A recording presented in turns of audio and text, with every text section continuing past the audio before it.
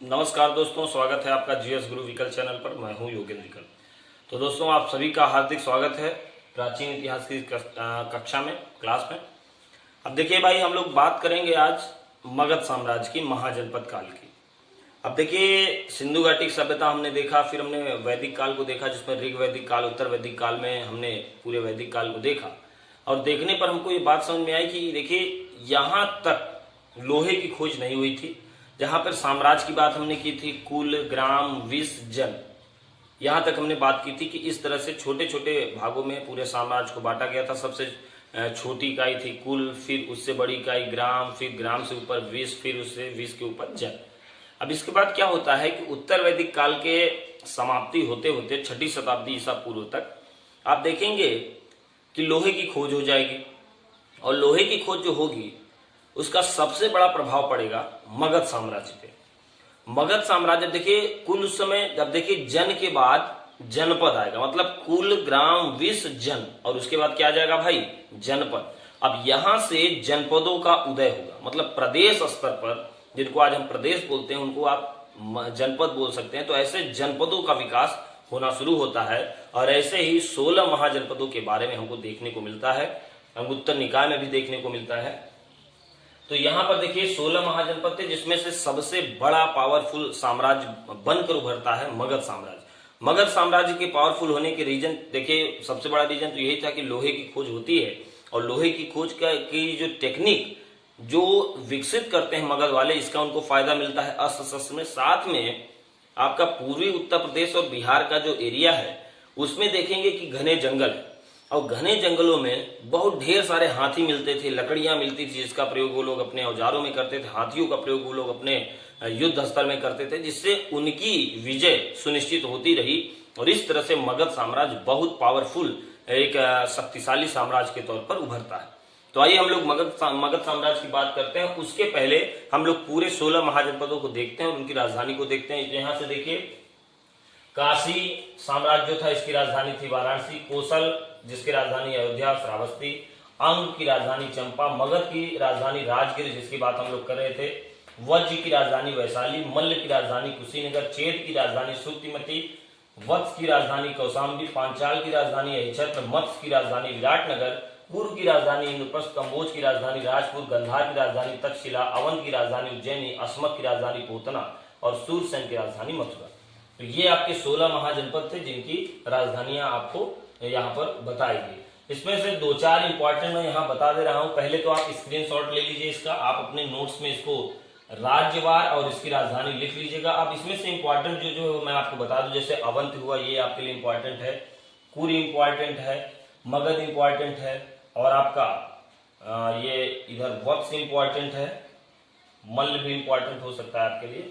अब अस्मक भी याद रखिएगा, ये भी इंपॉर्टेंट है। अस्मक इसलिए इंपॉर्टेंट है कि ये सारे के सारे राज्य जो है आप देखेंगे ये उत्तर भारत के राज्य हैं, लेकिन एक ही राज्य ऐसा था, एक ही महाजनपद जो था अस्मक, ये दक्षिण भारत में स्थित था। तो ऐसे भी आपसे पूछा जा सकता है कि 16 महाजनपदों में से कितने महाजनपद दक्षिणी भारत में स्थित थे। तो आंसर याद रखिएगा, केवल एक। वो कौन सा है? अस्मक है, जिसकी राजधानी पोतना या पाटिल थी। पोटिल भी आपको पोटिल देखने को मिलता है। ठीक है, तो 16 महाजनपदों के बाद अब जो हमारा मेन टॉपिक है जिसपे हम लोगों को बात करना है, वो कौन सा भाई? मगध, जिसकी राजधानी है राजगिरी। तो आइए इसी पे हम लोग बात शुरू करते हैं। ठीक है, चलिए भाई, तो मगध साम्राज्य को अब हम लोग देखते हैं। मगध साम्राज्य में सबसे पहला वंश आपको पढ़ना है वो है हर्यक वंश। यहाँ पर देखिए आप, हर्यक वंश, ये इंपॉर्टेंट है, थोड़ा सा इंपॉर्टेंट है। तो हर्यक वंश के बारे में हम लोग को जानना है कि हर्यक वंश का जो संस्थापक था वो था बिंबिसार। बिंबिसार के बाद उसका पुत्र होता है अजातशत्रु। अजातशत्रु के बाद उसका पुत्र होगा उदयन, और उदयन के बाद उसका पुत्र होगा नागदशक। तो आपको ये क्रम याद रखना है, बिंबिसार, अजातशत्रु, उदयन, नागदशक।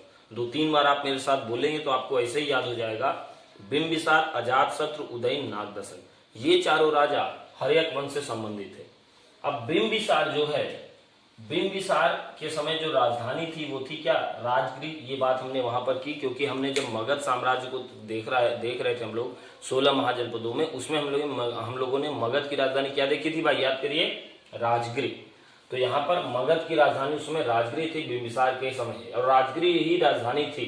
लेकिन इसके बाद आप देखें उदयन के समय राजधानी राजगिरी से चेंज होकर क्या हो जाती है भाई, पाटलिपुत्र हो जाती है।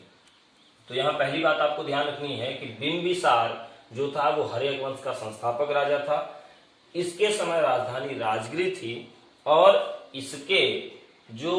इसका जो उपनाम था, निक नेम आप कह सकते हैं या उपनाम कह सकते हैं, वो था श्रेणी, जबकि अजात शत्रु का उपनाम था कुणी। तो दोनों नाम याद रखिएगा, श्रेणी कुणी। श्रेणी किसका नाम है भाई, बिंबिसार का, और कुणी किसका नाम है, अजात शत्रु का। क्लियर है भाई, ये बात याद रखिएगा। अब बिंबिसार जो है वो जैन धर्म का अनुयायी था। बिंबिसार अपने समय में जो भी इनका शासनकाल था ठीक ठाक था, अच्छा था, क्योंकि एक वंश की स्थापना करते हैं और अपने साम्राज्य को बढ़ाते चलते हैं। इनकी मान्यता ये भी थी कि विवाह के द्वारा अपने साम्राज्यों को बढ़ाया जाए, तो ये ढेर सारे विवाह करते हैं ताकि हम जहां जहां हमारे संबंध हो वहां वहां हमारे साम्राज्य का विस्तार बहुत आसानी से हो, उनसे हमारे संबंध कटुता से ना रहे, ऐसा मत था बिंबिसार का। ठीक है, आपके लिए पेपर के पॉइंट ऑफ व्यू से दो ही चीज इंपॉर्टेंट है। पहली तो ये कि बिंबिसार के समय मगध की राजधानी क्या थी, तो वो थी राजगिरी, और बिंबिसार का उपनाम क्या था, और वो था श्रेणी। तीसरी बात जो आपको याद रखनी है, बिंबिसार ने किस वंश की स्थापना की, तो हर्यक वंश। अब बिंबिसार के बाद उनके पुत्र की बारी आती है जिनका नाम है अजातशत्रु। अजातशत्रु का नाम रखा गया था कुणी। अजातशत्रु का नाम कुणी इसलिए भी रखा गया था, आप ऐसे याद रखिएगा कि अजातशत्रु ने गद्दी के लिए अपने ही पिताजी को मार डाला। तो इसलिए भी आप ऐसे याद करने के लिए बता रहा हूं कि इनका नाम कुणी, ऐसे याद कर लीजिएगा कि गद्दी के लिए, राज सिंहासन के लिए अजातशत्रु ने अपने ही पिता बिंबिसार की हत्या कर दी। अब जो अजातशत्रु ने किया वो भी उनके साथ होना था, क्योंकि फिर न्याय कैसे होगा, तो उदयन ने भी यही किया। तो अजातशत्रु के जो पुत्र थे उदयन, इन्होंने क्या किया कि सिंहासन के लिए अपने ही पिता अजातशत्रु को क्या किया, मौत के घाट उतार दिया, और राज सिंहासन पर उदयन काबिज हुए, और उदयन ने राजगिरी के स्थान पर मगध साम्राज्य की राजधानी को पाटलिपुत्र किया। यहाँ से 2-3 क्वेश्चन बहुत बार पूछे गए हैं कि मगध साम्राज्य की राजधानी पाटलिपुत्र किस राजा ने की। उदयन ने मगध साम्राज्य की राजधानी पाटलिपुत्र की, इसके पहले इसकी राजधानी क्या थी, तो भी यहां से आप आंसर दे सकते हैं। या उदयन ने जब मगध की राजधानी राजगिरी से स्थानांतरित की तो वो कौन सी राजधानी बनी। तो ये कई ढेर सारे क्वेश्चन यहीं से आपके मिल जाते हैं। उसके बाद इनके जो बेटे थे नागदशक, ये अंतिम राजा होते हैं हर्यक वंश के। तो हर्यक वंश के 4 ही राजा आपको देखने को मिलेंगे, बिंबिसार, अजातशत्रु, उदयन और नागदशक। नागदशक का भी कार्यकाल ठीक ही ठाक रहा, लेकिन यहाँ पर इनके अमात्य, मतलब इनके ऐसे समझे कि सेनापति जो थे शिशुनाग, इन्होंने नागदशक की हत्या कर दी और एक नए वंश की स्थापना की जिसका नाम है शिशुनाग वंश। शिशुनाग वंश में आपको बहुत कुछ याद नहीं रखना है, बस 3 ही नाम है जो आपको याद रखने हैं, शिशुनाग, कालाशोक और नंदीवर्धन। शिशुनाग वंश की स्थापना करने वाले शिशुनाग होंगे, उसमें तो नो डाउट है। कालाशोक के बारे में याद रखिएगा कि कालाशोक मैंने आपको पढ़ाया था बौद्ध संगीतियां, याद करिए। तो बौद्ध संगीतियां में कालाशोक जो थे उन्होंने द्वितीय बौद्ध संगीत का आयोजन किया था, याद होगा आप लोगों को। तो कालाशोक के समय द्वितीय बौद्ध संगीत हुई थी, बस यही बात याद रखिएगा। और कालाशोक किस वंश से संबंधित थे, तो वो थे शिशुनाग वंश, और उनके बाद थे नंदीवर्धन। नंदीवर्धन के बाद आता है यहाँ पर शिशुनाग वंश के जो अंतिम शासक थे वो थे नंदीवर्धन। इनकी हत्या करते हैं कौन भाई, महापद्मनंद। आप लोग नाम सुने होंगे, महापद्मनंद मतलब नंद वंश। तो नंद वंश के संस्थापक थे महापद्मनंद। तो इन्होंने एक राट की उपाधि भी ली थी, एक राट। तो महापद्मनंद नंद वंश के संस्थापक होते हैं। नंद वंश का तो अंतिम शासक था वो था कौन भाई, घनानंद। कहीं कहीं पर धनानंद भी लिखा है तो आपको कंफ्यूज नहीं होना है। तो घनानंद ये अंतिम शासक होते हैं। घनानंद को याद रखिएगा, एक इंपॉर्टेंट पॉइंट है, इनको सिकंदर का समकालीन कहा गया है। सिकंदर का समकालीन, ये इंपॉर्टेंट पॉइंट है। तो सिकंदर का समकालीन निम्न में से किस शासक को कहा गया है, तो आंसर याद रखिएगा क्या भाई, घनानंद या धनानंद। तो महापद्मनंद नंद वंश के संस्थापक होते हैं, जिनके अंतिम राजा होते हैं घनानंद। कहा जाता है कि घनानंद जो है वो ब्राह्मणों से बहुत द्वेष रखते थे, ऐसा इतिहास में बताया जाता है। और एक शख्स होते हैं जिनका नाम था विष्णुगुप्त या चाणक्य, आप लोग जानते हैं। उन्होंने ही चंद्रगुप्त मौर्य की सहायता से घनानंद की हत्या की और उसके बाद मौर्य वंश की स्थापना ये करते हैं। तो आगे हम लोग मौर्य वंश को देखेंगे, लेकिन यहीं पर थोड़ा सा पहले रुकेंगे और यहीं देखेंगे भारत में जितने भी विदेशी आक्रमण हुए उसको हम लोग देखेंगे। तो आइए पहले हम लोग भारत में होने वाले विदेशी आक्रमण को देख लेते हैं। कुल मिला के हमको देखना है सिकंदर के बारे में। थोड़ा सा 2 मिनट रुकेंगे, फिर हम लोग यहाँ नंद वंश के बाद हम लोग मौर्य वंश की बात हम लोग करेंगे, ठीक है। चलिए भाई आगे हम लोग बढ़ते हैं। तो अब हम लोग बात कर लेते हैं, 2 मिनट की छोटी सी बातें हैं सिकंदर के बारे में, फिर हम लोग मौर्य साम्राज्य को देखेंगे। सिकंदर के बारे में क्वेश्चन तो आपसे पूछा नहीं जा सकता, लेकिन हम लोग थोड़ा सा बात इस पर कर लेते हैं। सिकंदर जो है वो भारत में खैबर दर्रे को पार करते हुए भारत में प्रवेश करता है और इसके बाद सबसे पहले वो आक्रमण करता है तक्षशिला पे, जहां उसका शासक होता है आम्भी। तो चूंकि आप जानते हैं कि सिकंदर कभी कोई युद्ध हारा नहीं था, तो आप ये इसमें मतलब रिजल्ट के बारे में पूछिएगा ही नहीं, क्योंकि हर युद्ध में जीत होगी सिकंदर की। तो तक्षशिला पर आक्रमण करते हैं और जहां पर आम्भी शासक होते हैं, आम्भी की पराजय होती है और आम्भी वचन देते हैं कि भाई हम आपकी सदैव हमारी आपकी मित्रता रहेगी, जब आपको जरूरत पड़ेगी हम आपके साथ खड़े दिखाई देंगे। फिर उसके बाद सिकंदर का अभियान बढ़ता है और एक राजा होते हैं पोरस, पोरस के साथ सिकंदर का युद्ध होता है, जिसको याद रखिएगा, ये इंपॉर्टेंट है, वितास्ता का युद्ध या इसको हाइडेस्पीज का भी युद्ध कहा जाता है। तो पोरस के साथ सिकंदर का युद्ध होता है, जिसको वितास्ता का युद्ध या हाइडेस्पीज का युद्ध कहा जाता है। और इस युद्ध में भी पोरस की पराजय होती है, लेकिन पोरस के जीते हुए साम्राज्य को सिकंदर वापस कर देता है और इस तरह से सिकंदर के बड़प्पन का यहाँ आपको प्रमाण भी देखने को मिलता है।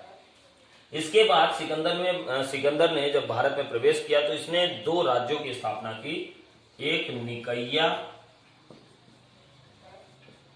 और एक था बहुकेफला। ये आपके लिए इंपॉर्टेंट है, जिसके लिए मैं आपको यहाँ लाना चाहता था। बाकी आपको बहुत इंपॉर्टेंट ये नहीं है।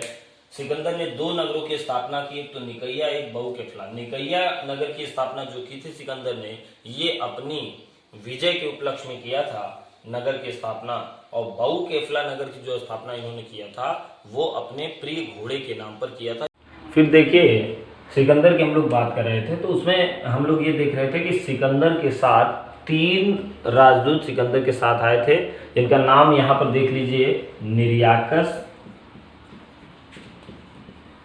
आने सिक्रिटस और अरिस्टोबुलस। तो सिकंदर के साथ ये 3 उनके राजदूत आए थे, निर्याकस, आने सिक्रिटस, अरिस्टोबुलस, ठीक है। तो ये सिकंदर के साथ आए थे। इतनी बात हम लोगों ने देखी। बाकी जितना 2-3 बातें सिकंदर के बारे में हमने देखी, कभी कभार आपके पेपर में वहां से क्वेश्चन पूछ लिया जाता है, तो इतनी बात आप लोग याद रखें। फिर हम लोग जानते हैं कि सिकंदर की फिर बेबीलोन में जाके मृत्यु हो गई। अब सिकंदर एक छोटे से बीच में समझिए कि गैपिंग के तौर पर थे। अब यहाँ से फिर से मैं आपको जोड़ता हूँ नंद वंश में। आइए नंद वंश में, जिसमें हम लोगों ने बात की थी, महापद्मनंद इसके संस्थापक थे। इसके जो अंतिम राजा थे वो घनानंद होते हैं। घनानंद को हम लोगों ने देखा था कि घनानंद की है मृत्यु करवा दी जाती है, क्योंकि घनानंद कहा जाता है कि ये जो है ब्राह्मणों से बहुत द्वेष रखते थे। इसलिए जो विष्णुगुप्त थे या जो चाणक्य थे, इन्होंने कहा था कि मैं आपका समूल नाश कर दूंगा। और इस तरह से चंद्रगुप्त मौर्य की सहायता से, जो उनके प्रधानमंत्री होते हैं चाणक्य, इन्होंने नंद वंश के पूरे साम्राज्य का समापन कर दिया, समाप्ति कर दिया, और फिर एक नए साम्राज्य का उदय होता है, जिसको हम लोग क्या जानते हैं भाई, मौर्य साम्राज्य। ये काफी इंपॉर्टेंट है आपके पेपर के पॉइंट ऑफ व्यू से। तो मौर्य एम्पायर को हम लोग अच्छे से देखेंगे। बात करें मौर्य साम्राज्य की, तो मौर्य साम्राज्य का जो पहला संस्थापक होगा, वो जो मौर्य वंश का ही संस्थापक होगा, वो होगा चंद्रगुप्त मौर्य। तो ये बात हमको याद रखनी है। चंद्रगुप्त मौर्य जो हैं, ये मौर्य वंश के संस्थापक राजा हैं, क्योंकि इन्होंने ही नंद वंश के अंतिम राजा घनानंद की को मारा और उसके बाद मौर्य वंश को स्थापित किया। अब यहाँ से मौर्य के बारे में, चंद्रगुप्त मौर्य के बारे में एक चीज याद रखिएगा कि जो सेल्यूकस था, जो इनका राजदूत था सिकंदर का, तो सेल्यूकस जो था, सेल्यूकस का युद्ध होता है चंद्रगुप्त मौर्य के साथ। इसमें सेल्यूकस की पराजय होती है। तत्पश्चात सेल्यूकस ने अपनी पुत्री कार्नेलिया से विवाह किया चंद्रगुप्त मौर्य का। तो चंद्रगुप्त मौर्य का विवाह सेल्यूकस की ही पुत्री कार्नेलिया से होता है, ठीक है। एक चीज और याद रखिएगा कि यूनानी ग्रंथों में चंद्रगुप्त मौर्य को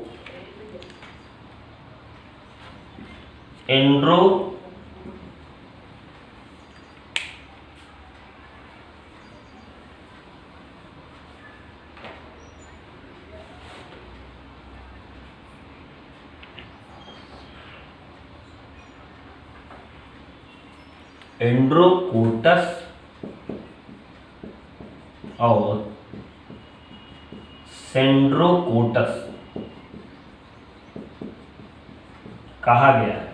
देखिए, एंड्रोकोटस और सेंड्रोकोटस ये दोनों नाम यूनानी ग्रंथों में चंद्रगुप्त मौर्य के बारे में बताए गए हैं। कभी आपसे ऐसे क्वेश्चन पूछे कि यूनानी ग्रंथों में एंड्रोकोटस के रूप में पहचान किसकी की गई है या सेंड्रोकोटस के रूप में पहचान किसकी की गई है, याद रखिएगा चंद्रगुप्त मौर्य के बारे में। ठीक है, चलिए हम लोग अब देखते हैं आगे। चलिए चंद्रगुप्त मौर्य के बारे में एक बात और हम लोग देख लेते हैं, जो हम लोग देख चुके हैं, पढ़ चुके हैं, उसी को हम लोग रिवाइज कर रहे हैं। देखिए, हम लोगों ने देखा था कि महावीर स्वामी की मृत्यु के बाद, उनके 200 वर्षों के बाद, हम लोगों ने देखा था कि जो जैन धर्म के फॉलोअर थे, इनमें ये दो गुटों में बंटते हैं। एक तो स्थूल भद्र वाला गुट और एक आपका भद्रबाहु वाला। भद्रबाहु के साथ जो फॉलोअर थे वो चले जाते हैं दक्षिण भारत में, और स्थूल भद्र के साथ कुछ लोग वहीं रह जाते हैं, जिसमें श्वेतांबर दिगंबर विभाजन होता है। ये बात हम लोगों ने कर ली थी। अब देखिए, जो भद्रबाहु के साथ जो दक्षिण भारत में जाते हैं, वो याद रखिएगा कि उनमें चंद्रगुप्त मौर्य भी शामिल होते हैं। तो एक तरह से बताने का पर्पज ये भी था कि चंद्रगुप्त मौर्य जैन धर्म के ही अनुयायी थे, जो अपना देह त्याग के द्वारा अपने शरीर को त्यागते हैं। ठीक है, तो ये बात हम लोगों ने देखी कि ये जैन धर्म के फॉलोअर थे, जैन धर्म के अनुयायी थे। ये भद्रबाहु वाले गुट में थे, जो भी सारा गुट दक्षिण भारत में चला गया था, उसमें ये भी शामिल थे। ठीक है, तो इतनी बात हम लोगों ने यहाँ पर की। एक बात और याद रखिएगा कि चंद्रगुप्त मौर्य के समय जो अभिलेख लिखे गए, जिससे दो अभिलेख नाम याद रखिएगा, एक महास्थान, एक सोहगौरा। फिर से बोल रहा हूँ, महास्थान और सोहगौरा, ये दो अभिलेख थे। इन दोनों अभिलेखों से चंद्रगुप्त मौर्य के बारे में ये देखने को मिलता है कि जब साम्राज्य में, मगध साम्राज्य में जब अकाल पड़ता था, तो राजकीय सहायता भी राजाओं के द्वारा दी जाती थी। ऐसा विवरण इन दो अभिलेखों में मिलता है, महास्थान और सोहगौरा। ठीक, इतनी 3-4 बातें, 5 बातें आपको चंद्रगुप्त मौर्य के बारे में आपको याद रखनी है। ठीक है, अब हम लोग आगे बढ़ते हैं चंद्रगुप्त मौर्य के बेटे के बारे में, जिनका नाम था बिंदुसार। तो बिंदुसार के बारे में पहली बात कि बिंदुसार का जो उपनाम था वो था अमित्रघात। अमित्रघात मतलब होता है शत्रुओं का विनाशक। तो बिंदुसार ने कौन सी उपाधि ली थी, या बिंदुसार का उपनाम क्या था, तो याद रखिएगा अमित्रघात। बिंदुसार के दरबार में 2 राजदूत आते हैं, डायमेकस और डायनिसस। कहीं कहीं पर यह भी लिखा है कि डायनिसस जो थे वो अशोक के दरबार में भी आए थे, लेकिन बहुत सारी जगह आपको दिखा मिलेगा, जैसे कि एनसीईआरटी में भी आप देखेंगे कि बिंदुसार के ही दरबार में डायमेकस और डायनिसस ही आए थे। अब डायमेकस जो थे वो सीरिया के राजा एंटियोकस के राजदूत थे, जबकि जो डायनिसस थे वो मिस्र के राजा टालमी फिलाडेल्फस के राजदूत थे। ठीक है, तो बिंदुसार के बारे में हमको इतनी बात याद रखनी है। एक चीज और याद रखिएगा कि बिंदुसार जो है वो आजीवक संप्रदाय का अनुयायी था। ठीक है, तो इतनी बात आपको बिंदुसार के बारे में याद रखनी है बस। अब बिंदुसार के बाद हम लोग देखते हैं अगले राजा को, जिसका नाम है अशोक। ठीक है, चलिए भाई, अशोक की बात हम लोग करते हैं। तो हमने देखा था चंद्रगुप्त मौर्य, उसके बाद हमने देखा आपका बिंदुसार, उसके बाद अशोक। देखिए, अशोक जब राजा होते हैं तो राजा बनने के पहले अशोक जो है वो उज्जैन के राज्यपाल के तौर पर काम करते रहते हैं। और जो उनके पिताजी थे बिंदुसार के समय तक्षशिला में विद्रोह होता है। तो उस विद्रोह को दबाने के लिए याद रखिएगा कि सबसे पहले बिंदुसार जो हैं वो सुसीम को भेजते हैं, बाद में अशोक को भी भेजा जाता है। तो ये बताने का मतलब केवल इतना है कि अशोक पराक्रमी बाल्यकाल से ही आपको नजर आते दिखाई देंगे। ठीक है, तो अब हम लोग अशोक के बारे में पढ़ते हैं। जो बात हम लोग कर चुके हैं वो भी देख लेते हैं कि मैंने आपको पहले वाले लेक्चर में पढ़ाया था, एंशिएंट हिस्ट्री का जो पहला लेक्चर था, उसमें मैंने आपको बताया था कि मास्की, गुर्जरा, निट्टूर, उद्गोलम, याद करिए चारों नाम जो मैंने शिलालेख बताए थे कि मास्की, गुर्जरा, निट्टूर तथा उद्गेलम, यही 4 शिलालेख हैं जिनमें अशोक का नाम अशोक देखने को मिलता है। नहीं तो जितने भी शिलालेख अशोक ने बनवाए उन सभी में अशोक का नाम देवानाम प्रियदर्शी के रूप में देखने को मिलता है। उम्मीद करता हूँ ये बात आप लोग समझ रहे होंगे। तो अशोक का नाम केवल 4 ही शिलालेखों में देखने को मिलता है, मास्की, गुर्जरा, निट्टूर और उद्गोलम। ठीक। बाकी जगह बाकी जितने भी शिलालेख हैं उनमें अशोक का नाम देखने को मिलता है देवानाम प्रियदर्शी। ठीक, चलिए अब हम लोग आगे बढ़ते हैं। तो इसमें अब हम लोग इसमें देखेंगे कि अशोक जो थे उन्होंने ही भारत में सबसे पहले शिलालेखों का प्रचलन कराया। तो भारत में शिलालेखों का प्रचलन कराने का कार्य या किस राजा को दिया जाता है, तो आंसर याद रखिएगा अशोक। अब अशोक ने बहुत ढेर सारे शिलालेखों का निर्माण कराया। उसपे अब देखिए शिलालेख में होता क्या था कि राजा अपने कुछ आदेशों को पत्थर पे अंकित कराता था ताकि जनता उसको पढ़े और समझे कि राजा क्या कहना चाहता है। और आप लोग जानते हैं कि अशोक जो है वो बौद्ध धर्म का बहुत बड़ा एक फॉलोअर होते हैं और बौद्ध धर्म को अशोक ने बहुत तेजी से प्रसार किया। तो अब हम लोग आगे देखते हैं। देखिए अब उन शिलालेखों में हमको मेन 2-4 पॉइंट हमको वहां से निकालने हैं जो हमारे काम के हैं। तो देखिए यहाँ पर देखिए मैंने कुछ यहाँ हिंट के तौर पर लिखा है। मैंने जितना लिखा है आपको उतना ही याद करना है। आपको पूरा का पूरा 13-14 शिलालेखों के बारे में पढ़ना वढ़ना नहीं, बस इतना। लेकिन हाँ, इसमें से 5-6 आप अच्छे से याद कर लीजिए। जो पहला शिलालेख था उसमें अशोक ने पशु बल के निंदा की बात कही है और अशोक ने यह भी कहा है कि समस्त प्रजा मेरी संतान है। तो 2 बातें आपको यहाँ देखने को मिली। क्वेश्चन अगर यहाँ से बनेगा तो आप इसका आंसर दे सकते हैं। जैसे मैं क्वेश्चन करूँ कि समस्त प्रजा मेरी संतान है, ऐसा कथन अशोक के किस शिलालेख में देखने को मिलता है, समझ रहे हैं। तो ये पहला, तो पहले में है कि समस्त प्रजा मेरी संतान है और पशु बल की निंदा अशोक ने की है। अगर बात करें दूसरे शिलालेख की तो इसमें सभी के लिए निःशुल्क चिकित्सालय की बात की गई है। निःशुल्क चिकित्सालय का मतलब आप लोग समझते होंगे, हॉस्पिटल सबके लिए निःशुल्क होंगे, फ्री होंगे और ये पशुओं के लिए भी होंगे और मानव के लिए भी होंगे, मनुष्यों के लिए भी होंगे। तो क्वेश्चन समझ पा रहे होंगे कि मानव एवं पशुओं के लिए निःशुल्क चिकित्सालय किस शिलालेख में देखने को मिलता है, कि याद रखिएगा दूसरे। तीसरे की बात करें तो अशोक जो है वो रज्जुक नामक अधिकारी की नियुक्त करते हैं। ये उस समय अशोक के शासनकाल में ये सब अधिकारी का कार्य करते थे। तो ये रज्जुक की बात आप यहाँ पर देख सकते हैं कि तीसरे शिलालेख में है। बात करें 5वें शिलालेख की तो इसमें धम्म महामात्रों की नियुक्ति की बात होती है। धम्म मतलब आप लोग समझते हैं धर्म, तो वहाँ बौद्ध धर्म के विकास के लिए, प्रसार के लिए महामात्रों की नियुक्ति होती है। तो ये 5वें शिलालेख में है। 8वें शिलालेख की बात करें तो यहाँ पर धम्म यात्रा का विवरण है और 13वें शिलालेख की बात करें तो यहाँ पर कलिंग युद्ध के बारे में वर्णन दिया गया है, विवरण दिया गया है। इसी शिलालेख में याद रखिएगा अशोक ने आठविक जातियों को चेताया है, ऐसा यहाँ पर देखने को मिलता है। तो इतनी बातें हमने अशोक के शिलालेख से देखी। अब हम लोग देखते हैं आगे। चलिए भाई, अब अशोक के बारे में थोड़ा सा और देख लेते हैं कि देखिए अशोक के समय जो स्तंभ लेख थे उसमें 2 स्तंभ लेखों की हम लोग चर्चा कर लेते हैं। एक तो है रुमिनदेई और एक तो है भाबरू। दोनों नाम याद रखिएगा, इसको नोट डाउन भी कर लीजिएगा, इंपॉर्टेंट है। जो रुमिनदेई स्तंभ लेख है उसमें ये बताया गया है कि अशोक ने जो कर की दर है वो घटाया था। मतलब कर की दर जो है वो 1/6 से घटाकर 1/8 किया था। और जो बलि है, मैंने आपको बताया था, बलि जो स्वेच्छा से राजा को दिया जाने वाला कर है, इसको भी अशोक ने माफ कर दिया था। तो आप याद रखिए कि कर से संबंधित स्तंभ लेख कौन सा है, रुमिनदेई, ये नाम जरूर याद रखिएगा। और अगले स्तंभ लेख की बात करते हैं जो है भाबरू। भाबरू जो स्तंभ लेख है उसमें ये देखने को मिलता है कि अशोक की जो बौद्ध धर्म के प्रति गहरी आस्था नजर आती है वो भाबरू स्तंभ लेख में ही है। तो 2 स्तंभ लेख यहाँ से याद रखिएगा, रुमिनदेई और भाबरू। चलिए आगे हम लोग देखते हैं। तो अशोक के बाद एक राजा होता है दशरथ। आमतौर पे इनका विवरण देखने को मिलता नहीं, लेकिन चूंकि दशरथ थोड़े से हमारे लिए इंपॉर्टेंट इसलिए हो जाते हैं क्योंकि अशोक के बाद एक राजा आते हैं, इन्हीं के वंश में ही एक राजा आते हैं जिनका नाम होता है दशरथ। और दशरथ ने भी देवानाम प्रियदर्शी की उपाधि ली थी। तो याद रखिए देवानाम प्रियदर्शी की उपाधि लेने वाले 2 लोग थे, एक तो अशोक और दूसरे आपके दशरथ। अब दशरथ के बाद यहाँ आप देखेंगे एक अंतिम राजा होता है वृहदत्त। वृहदत्त की हत्या होती है पुष्यमित्र शुंग जी के द्वारा, जिसको हम लोग देखेंगे पुष्यमित्र शुंग को अभी हम लोग आगे देखेंगे अगले लेक्चर में।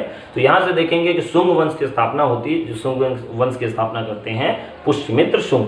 अभी हम लोग यहाँ देखेंगे कि अगर हम अभी बात करें तो इसके संस्थापक आपको कौन दिखेंगे, आपको दिखेंगे चंद्रगुप्त मौर्य, और अंतिम राजा आपको कौन दिखेगा, वृहदत्त। ठीक है, तो इतनी बातें हम लोगों ने यहाँ पर की।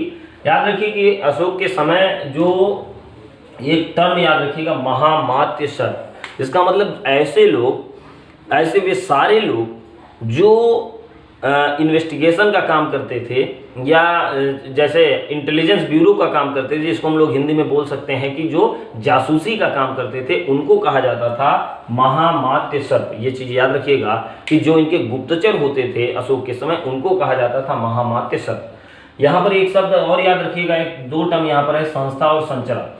तो याद रखिए ऐसे गुप्तचर जो एक ही स्थान पर रह के गुप्तचर का कार्य करते थे उनको संस्था कहा जाता था, और ऐसे गुप्तचर जो अलग अलग जगहों पर जाते थे और वहाँ गुप्तचर का काम करते थे उनको कहा जाता था संचरण। तो दोनों गुप्तचर से ही संबंधित है, लेकिन एक ही स्थान पर रहता है संस्था, और संचरण क्या है, घूम घूम कर खुफिया जानकारी लेने का काम करता है। एक बात और याद रखिएगा कि अशोक के समय जो उच्च अधिकारी होते थे इनको तीर्थ कहा जाता था। तीर्थ ये इसलिए इंपॉर्टेंट है कि तीर्थ से आप समझते होंगे कि घूमने उमने वाला प्लेस, तो ऐसा बिल्कुल नहीं है। याद रखिएगा अशोक के समय जो उच्च अधिकारी हुआ करते हैं उनको तीर्थ कहते थे, और ये संख्या थी उस समय 18। ये बात भी हमने याद रखी। तो इस तरह से हमने मौर्य वंश को समझा, जितना भी यहाँ से क्वेश्चन बन सकता था उन सबको हम लोगों ने देखा। अब हम लोग मिलेंगे, हमारी आपकी मुलाकात होगी अगले लेक्चर में, जिसमें हम लोग शुंग वंश से बात करेंगे। ठीक है, आप सबका बहुत बहुत धन्यवाद।